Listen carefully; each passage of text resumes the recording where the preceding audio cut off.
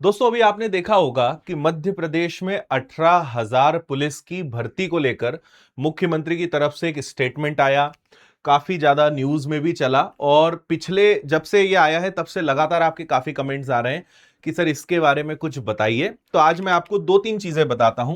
पहला तो नोटिफिकेशन की क्या संभावना है, सिलेबस को लेकर एक कंफ्यूजन है ही, और एग्जाम कौन लेगा, और ये 18,000 भर्ती में कितनी सच्चाई है। क्योंकि देखिए, आपको यह भी याद होगा कि 22,500 भर्तियों का वादा था और इसमें से दो राउंड्स हो चुके हैं।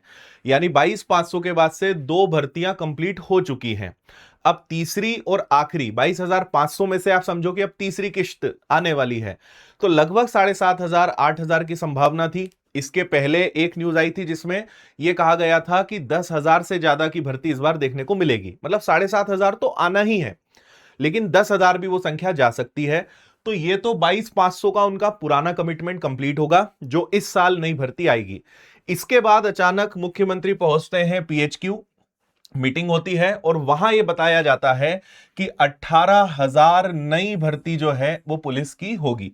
हालांकि इसमें भी थोड़ा सा डाउट है कि ये जो बचा हुआ है 7,000 8,000 वो इसमें इंक्लूड है या 18,000 इसके अलावा और नई भर्ती होगी।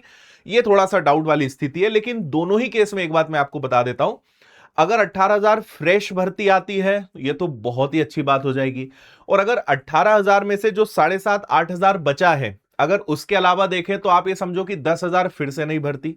यानी इस साल जो नोटिफिकेशन दिसंबर में आएगा, दिसंबर में नोटिफिकेशन तो नहीं आएगा, दिसंबर में तो परीक्षा हो जाएगी, अगले साल फिर से आपको एमपी पुलिस कांस्टेबल का नोटिफिकेशन देखने को मिलेगा। यह बात अब एकदम लगभग कंफर्म है इस न्यूज के अनुसार।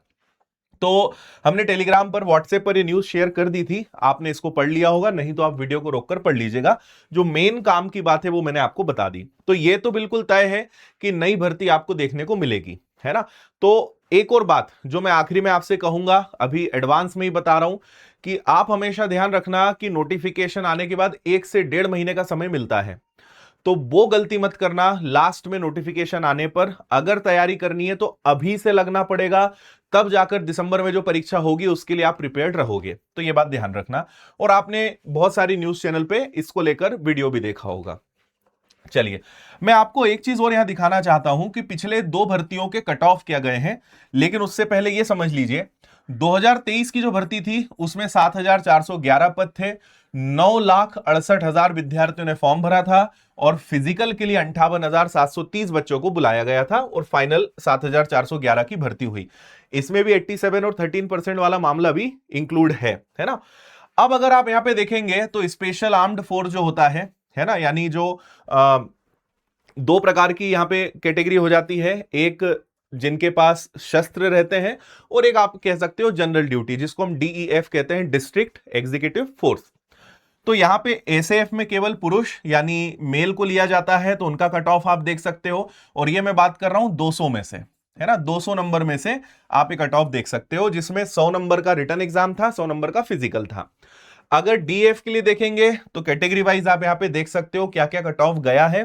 तो कट ऑफ तो अच्छा है, मतलब आप ये समझिए कि रिटन और फिजिकल 200 में से आपको लगभग, अगर आप यूआर के हैं तो 160 का टारगेट आपको कम से कम करके चलना पड़ेगा और उसके अकॉर्डिंग बाकी।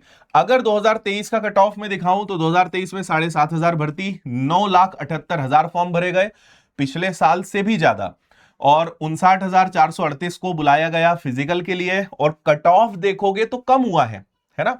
कट ऑफ 200 में से इस बार आप देखोगे तो एसएएफ का यहां 153 है, यहां 140 है, यहां पे मेल का 157 है, यहां 141 है, यहां पे फीमेल का 143 है, यहां पे 120 है। तो पिछले साल कट ऑफ काफी कम गया था। उसके पीछे रीजन कंपटीशन नहीं था, उसके पीछे रीजन था पेपर थोड़ा सा टफ आया था पिछले एग्जाम के मुकाबले। 2023 से 2025 में पेपर का लेवल ज्यादा आया था, इसलिए कट ऑफ कम गया है ना। तो तैयारी तो हर केस में आपको करनी पड़ेगी, कंपटीशन जबकि ज्यादा था, फॉर्म भरने वालों की संख्या ज्यादा, वैकेंसी में कोई बहुत फर्क नहीं है, 7,400 7,500, लेकिन फॉर्म भरने वालों की संख्या आप देखिए 968 से 978 हो गई। पर कट ऑफ गिरा क्योंकि पैटर्न के साथ थोड़ी छेड़छाड़, थोड़े बदलाव किए गए थे और फिर बाजी उन्होंने ही मारी जो पहले से तैयार थे, जिन्होंने आखिरी के 1-2 महीने पढ़ाई करी वो कुछ भी नहीं कर पाए। है ना। तो ये कट ऑफ आप ध्यान रखिएगा। अब जो नई भर्ती आने की संभावना है, तो दिसंबर में तो भाई एग्जाम हो जाएगा। लगभग उम्मीद है कि 7,500 इसमें कांस्टेबल के पद आएंगे। 1,041 जो है एसआई और सूबेदार के नए पद भी आने वाले हैं। ये फिर से एक नोटिफिकेशन आपको देखने को मिलेगा। ड्राइवर के भी 1,000 पद हैं, मिनिस्ट्रियल स्टाफ के 500 पद हैं, होमगार्ड के भी 6-7 हजार की भर्ती की संभावना है। तो ये सब अभी लाइनअप है और ये अचानक से आएंगे, ये बात ध्यान रखना है ना। तो 3 प्रश्न आपके मन में है, नोटिफिकेशन कब, कौन लेगा परीक्षा, और परीक्षा का पैटर्न क्या होगा। ये 3 सवाल हैं जिनके जवाब मैंने समय समय पे पुराने वीडियो में दिए, आपको फिर से बता देता हूं। देखो, अगर दिसंबर में नोटिफिकेशन, दिसंबर में अगर एग्जाम का शेड्यूल है, तो आप ये मान के चलिए कि अक्टूबर या नवंबर में नोटिफिकेशन आ जाएगा, है ना। अक्टूबर नवंबर में नोटिफिकेशन आया मतलब दिसंबर में आपकी एग्जाम होनी ही है, ये कंफर्म है। और इसमें एक चीज जो श्योर है वो है कांस्टेबल का नोटिफिकेशन। लेकिन जैसा मैंने आपसे पहले भी कहा कि सिंहस्थ 2028 जो कि मार्च में होने वाला है, उसके पहले सरकार को अभी सब इंस्पेक्टर और चाहिए, होमगार्ड चाहिए, पुलिस बल बहुत सारा चाहिए। तो कांस्टेबल तो लगातार हजारों में जा ही रहे हैं। अभी आपने देखा कि 436 मध्य प्रदेश को नए सब इंस्पेक्टर मिले हैं और वापस से 500 या 800 सब इंस्पेक्टर का फिर से नोटिफिकेशन आएगा, थोड़े बहुत बदलाव के साथ। शायद पिछले साल जो अभी जो पैटर्न था उससे थोड़ी सी रियायत आपको मिल सकती है। कैलेंडर में वो नहीं आएगा, उसका नोटिफिकेशन अचानक बदलाव के साथ आएगा। तो एक एमपीएसआई का नोटिफिकेशन जो कि कभी भी आ सकता है, और कांस्टेबल का तो आप मान के चलो इस साल के आखिरी में एग्जाम उसका होना ही है। तो एक तो ये हो गया। अब सवाल यह है कि परीक्षा कौन लेगा, क्योंकि पहला है कि भाई ईएसबी ही लेगा क्या, या दूसरा पुलिस हेडक्वार्टर लेगा, क्योंकि यह भी कहा है कि पुलिस भर्ती बोर्ड बनाने की बात कही गई है। मेरा यह अनुमान है कि शायद इस बार की जो भर्ती है वो ईएसबी ही लेगा। मैं आपको पहले ही क्लियर कर दूं कि अभी तक इस बारे में कोई पक्की न्यूज नहीं है कि इस बार से जो परीक्षा होगी वो पुलिस हेडक्वार्टर ही लेगा। तो संभावना है कि शायद इस बार जो परीक्षा है वो ईएसबी अपने उसी पैटर्न पर ले, और अगले साल से जितनी परीक्षाएं होंगी पुलिस की वो पुलिस हेडक्वार्टर ले सकता है। पर क्योंकि अभी 5-6 महीने का समय है, हो सकता है कि 2-3 महीने में पुलिस हेडक्वार्टर की सारी रूपरेखा फाइनल हो जाए और इस साल से ही इसको लागू कर दिया जाए। लेकिन फिर वही बात है, संभावना कम है। तो आप फिलहाल ये मानकर चलिए कि जो पैटर्न चल रहा था उसके हिसाब से अपनी तैयारी को चलने दीजिए। तीसरा और सबसे महत्वपूर्ण सवाल कि पैटर्न कैसा होगा, इसको बहुत अच्छे से समझ लो। इसके लिए मैं आपको कुछ चीजें बताता हूं। ये है भाई ओल्ड पैटर्न, ठीक है, ये ओल्ड पैटर्न है और ये आपका नया पैटर्न है। अब इसमें भी देखो 2 बातें हैं, समझना। एक तो हमारा ओल्ड पैटर्न है और अब जो नया पैटर्न है वो संयुक्त रूप से होने वाला है, कंबाइंड होने वाला है। मतलब अगर ये नया पैटर्न लागू हुआ तो परीक्षा केवल एमपी पुलिस की नहीं होगी, है ना। ये जो पैटर्न है इनका ये कहना है कि भैया कांस्टेबल की परीक्षा, जेल प्रहरी की परीक्षा, फिर क्षेत्र रक्षक हो गया, पटवारी हो गया, है ना, एमपीएसआई हो गया, इसके अलावा जितनी भी ऐसी परीक्षाएं होती हैं उन सब की साल में एक ही परीक्षा होगी, है ना। तो अगर वो पैटर्न लागू होता है तो ये पैटर्न लागू होगा।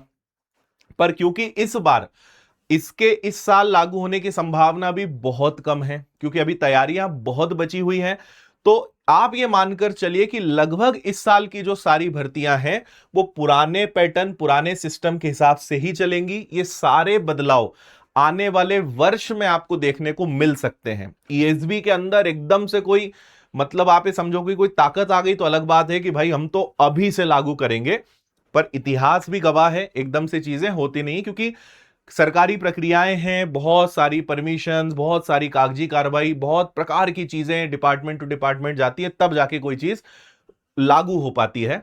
तो मेरा ये सिर्फ अनुमान है कि इस साल उम्मीद बहुत कम है, अगले साल से जहां तक है कि यह पैटर्न लागू हो सकता है। तो आपके लिए सवाल यही है जो आपके मन में है कि कौन से एग्जाम पैटर्न के हिसाब से तैयारी करें सर, तो मैं आपको सजेस्ट करूंगा आप कॉमन पढ़िए। मैंने एक वीडियो में बहुत अच्छे से समझाया था कि पुराने पैटर्न में आपको 12 विषय पढ़ने हैं, नए पैटर्न में आपको 13 विषय पढ़ने हैं। मात्र एक हिंदी का फर्क है ना, हिंदी को हिंदी में ही लिखते हैं। मात्र एक हिंदी विषय का फर्क है। हिंदी अगर आपने जोड़ लिया तो 13 सब्जेक्ट हो जाएंगे। तो सबसे बढ़िया सलाह यह है कि जो कॉमन सब्जेक्ट है वो पढ़ो।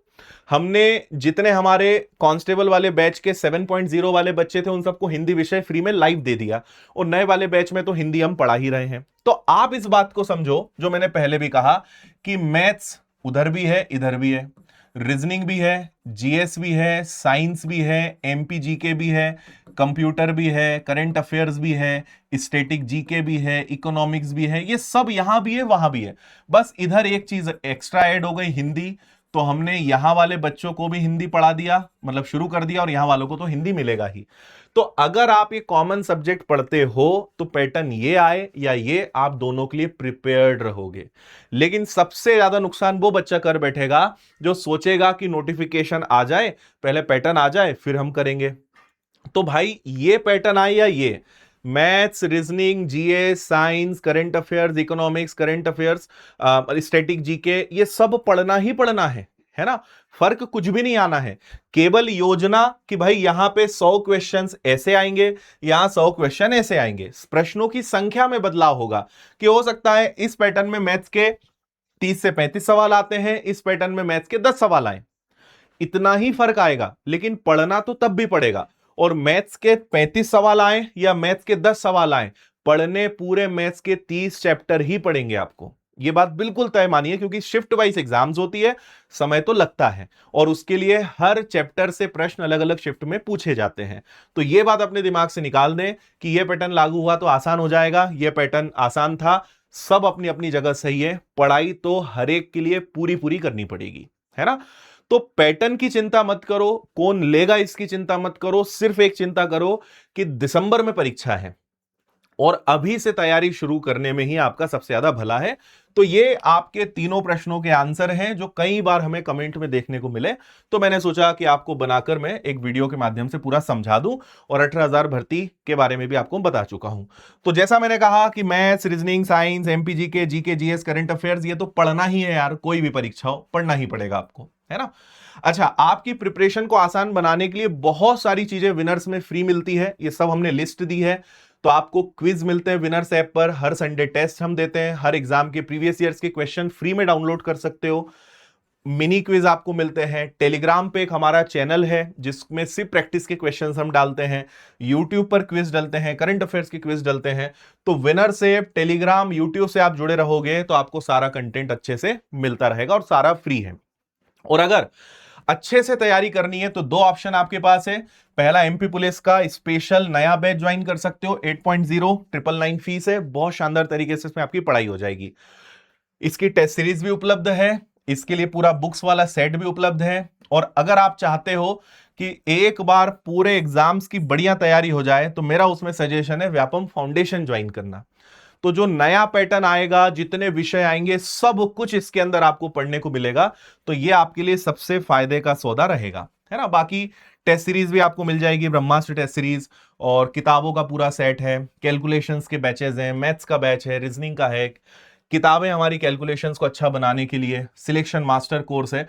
तो ये सब आपको विनर्स इंस्टीट्यूट ऐप पर मिल जाएगा। किताबें सभी जगह हैं, दिक्कत परेशानी है तो कॉल या मेल कर सकते हो, और ऑफलाइन आना है तो इंदौर आके आप पढ़ सकते हैं। बाकी विनर्स के साथ टेलीग्राम पर ये हमारे सारे चैनल्स हैं, और बाकी सभी जगह इंस्टाग्राम, फेसबुक, सब पे जुड़े रहें ताकि सारे अपडेट्स आपको मिलते रहें। उम्मीद है कि सारी जानकारी आपको स्पष्ट हो गई होगी। फिर भी अगर कोई प्रश्न है कमेंट करिए, अगले वीडियो में आपको उसकी जानकारी दूंगा। थैंक यू, जय हिंद।